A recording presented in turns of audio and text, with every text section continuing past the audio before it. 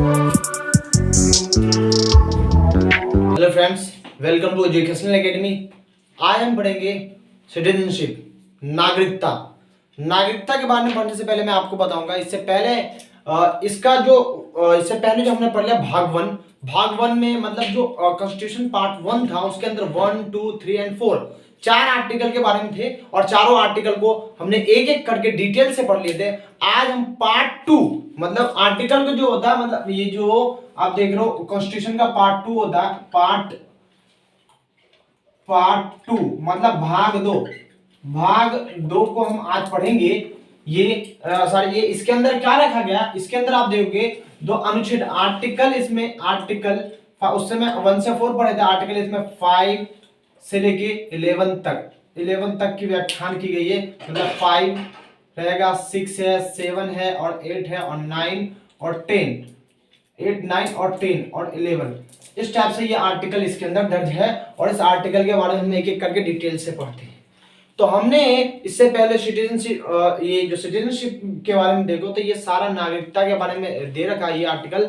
ये भाग 2 सारा का सारा नागरिकता। मैं फिर से पीछे जाना चाहूंगा, जो भाग 1 था पहले ये देखा गया कि भारत की सीमा क्या है, भारत का नाम क्या है, मतलब इंडिया की सीमा क्या है, नाम क्या है, उसका राज्य क्षेत्र वगैरह वगैरह जितने भी थे।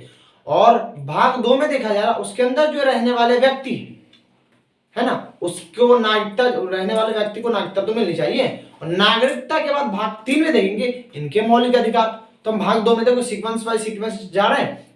उसी तरह जो भाग 2 में दिया गया 5 से लेकर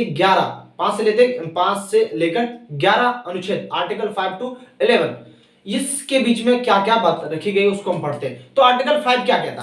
आर्टिकल, अगर हम शुरुआत करें आर्टिकल 5 से, हमारे पास नागरिकता। देखो नागरिकता का एक शब्द आप देखो, नागरिकता होता क्या है। नागरिकता को पहले इनकी परिभाषा दो। किसी भी राज्य का पूर्ण नागरिक होना ही नागरिकता कहलाता है। किसी भी राज्य हो, राज्य मतलब हम पॉलिटी में स्टेट, हम राज्य को हम सीधा देश से लिंक करते हैं। तो किसी भी राज्य का, किसी भी देश का व्यक्ति, किसी भी देश का पूर्ण नागरिक होना वो नागरिकता कहलाता है। ठीक है, तो आप नागरिकता का मतलब ये हुआ। अब हम जो आर्टिकल 5 है, आर्टिकल 5 अनुच्छेद जो आर्टिकल 5 और अनुच्छेद 5 है, ये क्या है इसके बारे में जानते हैं। देखो ये जो बात कही गई आर्टिकल 5, इसके अंदर आर्टिकल जो 5 है ये बात कहती है कि जो भी व्यक्ति भारत का नागरिक बनना चाहता है वो भारत का नागरिक बन सकता है। शर्तें हैं उनकी, 3 शर्तें क्या? पहला, भारत में जन्म लिया हो। जो भी व्यक्ति भारत में अगर जन्म लिया है भारत के नागरिक हो सकते हैं। 3 शर्तें होंगी, उनमें से अगर एक भी फुलफिल करता है व्यक्ति, ये शुरुआत की बात बताई जा रही है। आप देखोगे हम सबको जो नागरिकता मिली है 1955 नागरिकता अधिनियम 1955 के तहत मिली है। हमें ये नहीं 5, 6, 7, 8 के अंदर नहीं है, नागरिकता अधिनियम 1955 जो उसके 1955 के तहत हमें मिली है नागरिकता। लेकिन आर्टिकल 5 में जब भारत आजाद हुआ था, उस समय जब संविधान जिस समय से तैयार हुआ, उससे जिस हड़बड़ी में और संविधान लागू करना था, लागू करने के बाद आर्टिकल 5 में ये बात रखी गई, जो व्यक्ति भारत का नागरिक बनना चाहता है या भारत के नागरिक होंगे, कौन होंगे? तो 3 शर्तें। पहला, भारत में जन्मे हो। दूसरा, उनके माता पिता, जो भी व्यक्ति भारत के नागरिक बनना चाहते हैं उनके माता पिता अविभाजित भारत, जब हमारा हिंदुस्तान पाकिस्तान का बंटवारा नहीं हुआ था उस समय जो व्यक्ति, उनके माता पिता भारत में अगर अखंड भारत, जो उस समय जो अविभाजित भारत में जन्मे हैं तो ही भारत का नागरिक होंगे। तीसरा, अगर आप भारतीय नागरिक बन, इन दोनों में से फिर भी नहीं है तो तीसरा क्या बात है कि भारतीय संविधान लागू होने से पहले, भारतीय संविधान लागू होने से 5 साल पहले से अगर भारत में आप निवास कर रहे हैं तो भी आपको भारतीय नागरिकता मिल जाएगी। अगर हम इसको लिखे तो पहला शर्त जो आती है, 3 शर्तें रखी गई।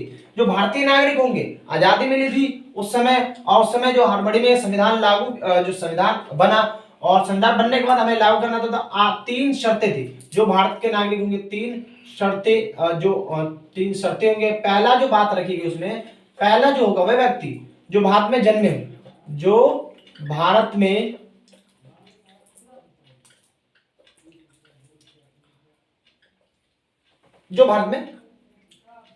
जन्मे। दूसरा, जो व्यक्ति, उनके माता पिता जो भारत में जन्मे हो, अगर वो इनमें से नहीं फुलफिल करा तो दूसरा है उनके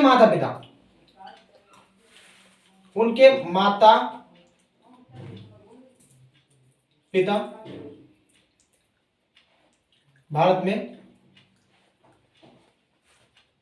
जन्म, अखंड भारत, उनके माता पिता जन्मे हो अखंड भारत में, ये अखंड बोलो अविभाजित भारत,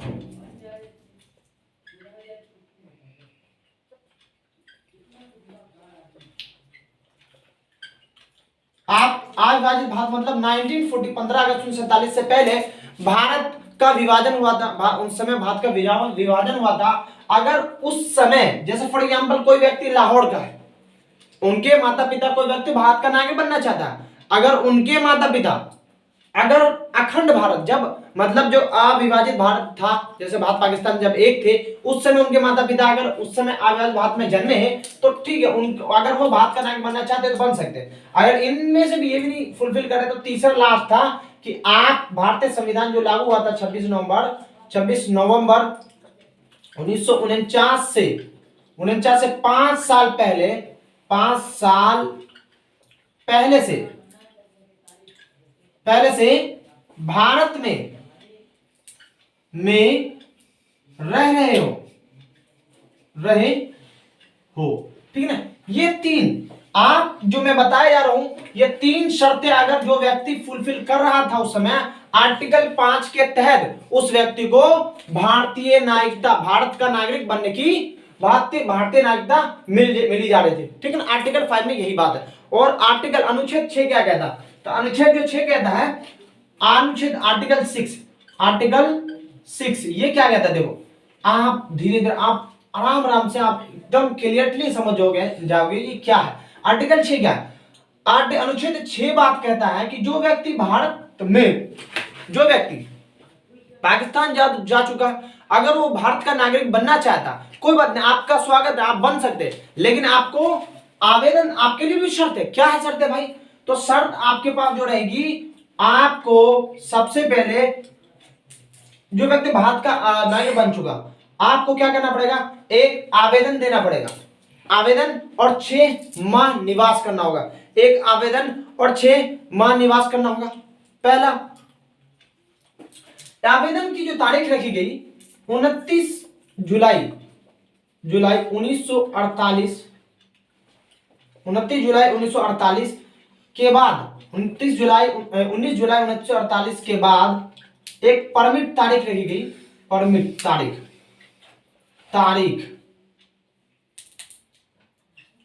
ये क्या तारीख रखी गई, इसके बाद जो भी व्यक्ति भारत में आता है, वो व्यक्ति भारतीय नागरिक बनना चाहता, उसको इस डेट से पहले 6 महीने निवास करना पड़ेगा, 6 महीने निवास करना पड़ेगा, प्लस आवेदन के साथ आवेदन करना पड़ेगा, आवेदन प्लस 6 महीने निवास करना पड़ेगा। ये है पहला। दूसरा क्या है, अगर उनके माता पिता भारत के निवासी अखंड भारत, उनके माता पिता भारत उनके जन्म, ये बात रखी गई, ठीक है ना। आवेदन ये बात रखी, ध्यान से देखना। 19 जुलाई 1948 में एक परमिट डेट रखा गया। इसके बाद से जो भी बंदा अगर भारतीय नागरिक बनना चाहता है उसे आवेदन करेंगे और 6 महीने तक वो इसमें रहेंगे। दूसरा क्या है कि उनके माता पिता अविभाजित भारत में जन्मे हो, है ना। इसमें है ना, उनके माता पिता भारत में जन्मे हो, ये बात नहीं कही गई आर्टिकल 5 में, है ना। और आर्टिकल 6 में उनके माता पिता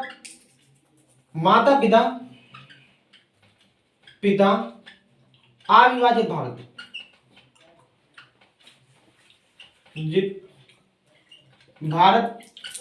में जन्मे हो, ठीक है। यही बात है आर्टिकल 6 में। और आर्टिकल 7 क्या कहता, अनुच्छेद 7, आर्टिकल 7 क्या कहता, देखो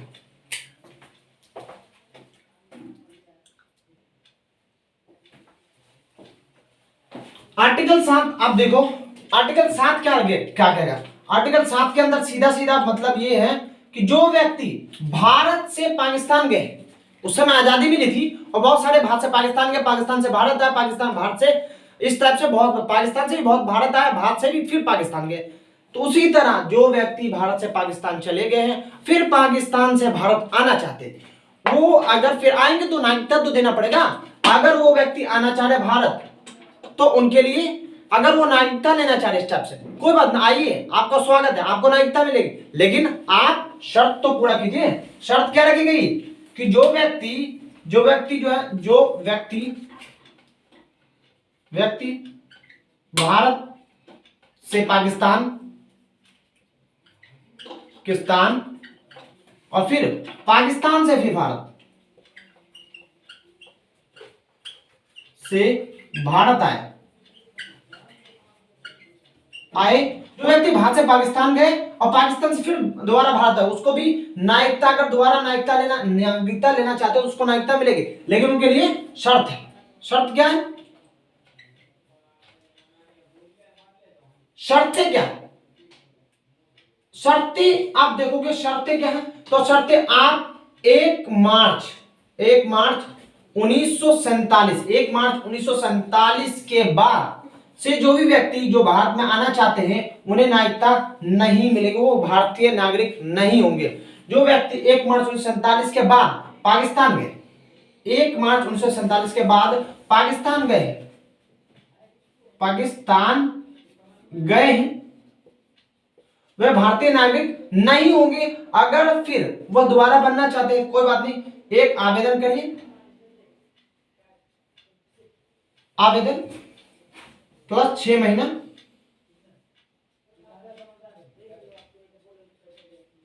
निवास, ठीक है, ये बात है, ठीक है, आर्टिकल 7 के अंदर।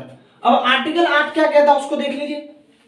आर्टिकल जो 8 कहता है, सीधा से सीधा मतलब आप ध्यान रखिए, आर्टिकल अनुच्छेद 8 क्या कहता है? आर्टिकल 8 इसके अंदर जो भी व्यक्ति विदेशों में रहते हैं, आर्टिकल 8 क्या कहता है? जो भी व्यक्ति विदेशों में रहते हैं, जो व्यक्ति विदेशी में रहते हैं भारतीय मूल के, वो भारतीय नागरिक होंगे।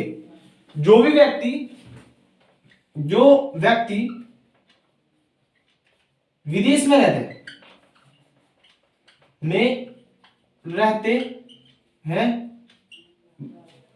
भारतीय मूल के,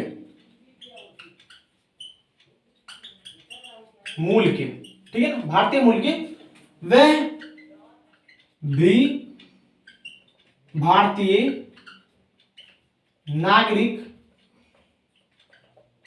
होंगे, ठीक, ये बात है जो भारतीय मूल के जो भारतीय नागरिक होंगे, ये बात इसके अंदर कही गई। अब बात आया कि वो जो व्यक्ति भारतीय मूल के हैं और विदेशों में रहे वो भी भारतीय नागरिक होंगे, ठीक है, ये बात कही, एक आवेदन के जरिए हो जाएगा। और आर्टिकल 9 क्या कहता है? अनुच्छेद आर्टिकल 9 क्या कहता है? आर्टिकल 9 कहता है कि अगर आप अपनी इच्छा से किसी अन्य देश की नागरिकता ग्रहण करते हैं, उसी वक्त आपकी भारतीय नागरिकता समाप्त हो जाएगी। तो क्या आर्टिकल 9 क्या है? जो व्यक्ति अपनी इच्छा से विदेशी नागरिक अन्य देशों की नागरिकता ग्रहण करना चाहते हैं,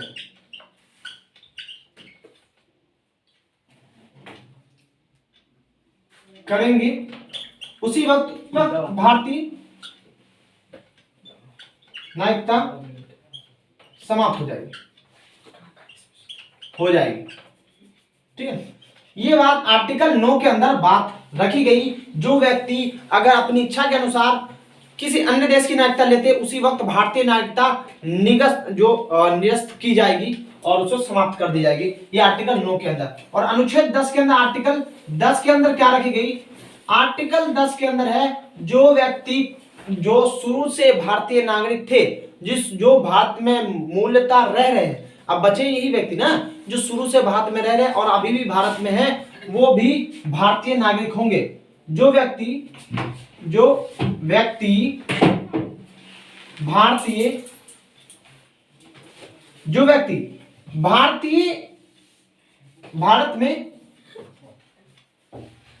भारत है, वह भी भारतीय नागरिक होंगे।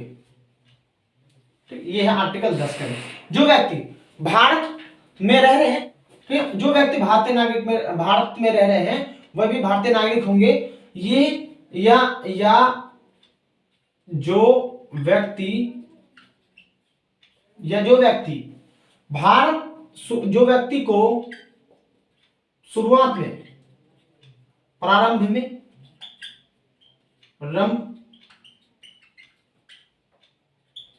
नागरिकता मिली थी वह भी भारतीय नागरिक रहेंगे। ये बात कही गई आर्टिकल 10 के अंदर, ये बात कही गई। और ये संसद को इसमें भी अधिकार है कि संसद, और ये संसद के तहत ये आराम आता है, संसद इसके तहत कानून बना सकती है नागरिकता से रिलेटेड, नागरिकता को लेकर इस आर्टिकल 10 के अंदर भी कानून बना सकती है। ठीक है, तो आर्टिकल 10 कहता है जो भी व्यक्ति भारत में रह रहे हैं वह भारतीय नागरिक होंगे, जिसको प्रारंभ में शुरुआत में जो जन्म के आधार पर, माता पिता के आधार पर और 5 साल के आधार पर मैंने बताया था आर्टिकल 6, 5, 7 और आर्टिकल 8, 9, 10 ये सब जो चीज के आधार पर जो व्यक्ति को नागरिकता मिली थी वो आर्टिकल 10 में ये बात कही गई। इनके अलावा जो व्यक्ति शुरुआत में सब में नागरिकता मिले थे, लास्ट में जो संशोधन के बाद ऐसा ऐसा सिस्टम है वो भी भारतीय नागरिक रहेंगे। आर्टिकल 10 के अंदर ये बात रखी गई। ठीक है, क्या?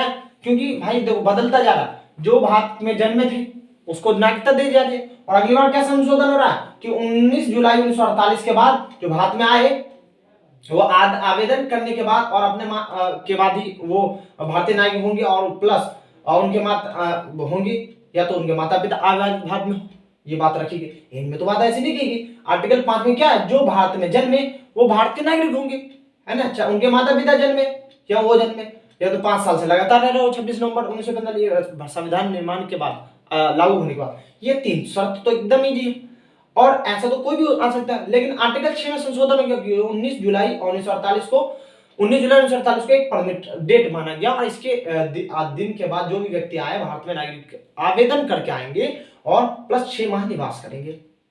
ठीक है, उसके बाद देखो बदला, जो व्यक्ति भारत से पाकिस्तान चले गए, जो व्यक्ति भारत से पाकिस्तान चले गए, अगर वो पुनः व्यक्ति आना चाहते हैं तो कोई बात नहीं है, कोई शर्त है। शर्त क्या? 1 मार्च 1947 के बाद, 1 मार्च 1947 के बाद जो व्यक्ति पाकिस्तान चले गए हैं, अगर वो पुनः व्यक्ति आना चाहते हैं तो कोई बात नहीं, आप आवेदन करिए और 6 माह निवास करिए। तो ऐसा कुछ नहीं था। और इसमें बदल के देखो क्या होगा, जो व्यक्ति विदेश में रहते हैं वो क्या भारतीय नागरिक नहीं होंगे? नहीं, वो भी होंगे। जो भारतीय मूल के मतलब जो भारत में कभी जन्मे थे, उनके माता पिता जन्मे थे, ठीक है ना, वो भी होंगे। आर्टिकल 9 क्या कहता है? जो व्यक्ति अपनी इच्छा अनुसार अगर नागरिकता छोड़ता, अगर इच्छा अनुसार किसी अन्य देश की नागरिकता ग्रहण करता है, उसी समय भारतीय नागरिकता निरस्त कर दी जाएगी, हो जाएगी अपने आप, खुद ब खुद। आर्टिकल 10 क्या है? जो व्यक्ति भारत में रह रहे हो या जिनके जो प्रारंभ में शुरुआत में इस सब को लेकर जो नागरिकता बने थे आर्टिकल 9 तक, वो भी भारतीय नागरिक रहेंगे। आर्टिकल 9 में दे रखा है। और आर्टिकल 10 के बारे में फिर से बात करें तो अनुच्छेद 10 क्या कहता है? देखो आर्टिकल 10 क्या कहता है, इसके बारे में देखिए। अनुच्छेद जो 10 कहता है, आर्टिकल 10 हो गया, और आर्टिकल 11 लास्ट, इसके अंतर्गत क्या है कि संसद को यह कानून है किसको नागरिकता दे और किसको ना दे। संसद के पास आर्टिकल 11 के तहत कानून है कि नागरिकता, ये जो जितने भी नागरिकता है उनमें संशोधन करने का और किस व्यक्ति को नागरिकता देना है किसको नहीं। आर्टिकल 11 के अंदर संसद को यह पावर है। नागरिकता अर्जन, क्या बात है इसमें कि जो नागरिक होंगे, नागरिकता अर्जन समापन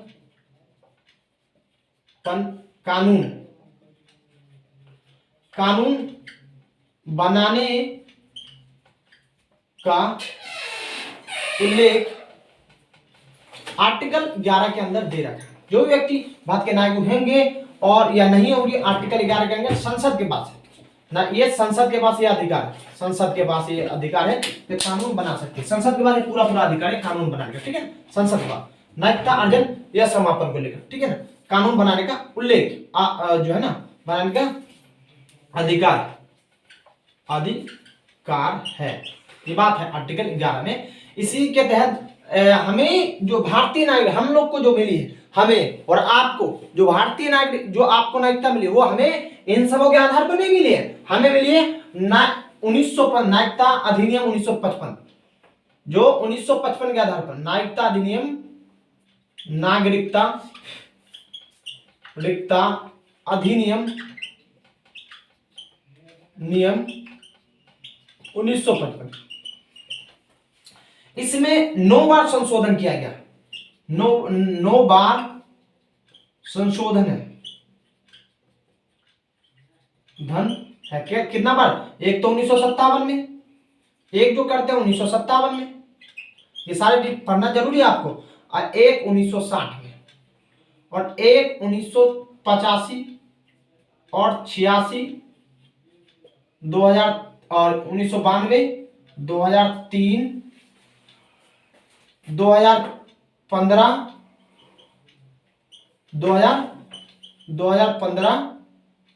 2019, ये जो है ना इतनी बार नागरिकता को संशोधन किया गया, 9 बार। कभी इसको आपको पढ़ना जरूरी है, हम आगे पढ़ेंगे डिटेल से।